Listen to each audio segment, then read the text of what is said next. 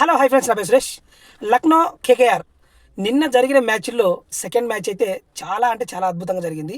మరి లాస్ట్కు చూసుకుంటే సూపర్ ఓవర్ జరిగేంత అద్భుతం జరిగిందనమాట. ఫస్ట్ దిగిన కేకేఆర్ బ్యాటింగ్కి మరి లక్నోకి 155 స్కోర్ అయితే కొట్టి స్కోర్కి మరి లక్నో స్కోర్ సెట్ చేయాలంటే లక్నో కూడా మంచి ఆడాలి కాబట్టి ఆడి మరి లాస్ట్కి మహమ్మద్ షమి మాత్రం 6 కొట్టడంతో టై అయ్యింది మ్యాచ్. టై అయిన తర్వాత అద్భుతమైన మ్యాచ్ ఎలా ఉంది ఏంటి ఎలా జరిగింది అనేది చూసుకుంటే సూపర్ ఓవర్ రావడం జరిగింది. అందులో మరి ఆ సూపర్ ఓవర్లో ఫస్ట్ మళ్ళీ బ్యాటింగ్ దిగిన లక్నో మరి ఒక్క బాల్కి సునీల్ నరేన్ అవుట్ చేశాడు, ఒక వికెట్ తీశాడు. సెకండ్ బాల్కి సింగిల్ రన్ ఇచ్చాడు. మూడో బాల్కి 2వ వికెట్ తీసాడు. అక్కడితో సూపర్ ఓవర్ ఖతం అయితే అయ్యింది.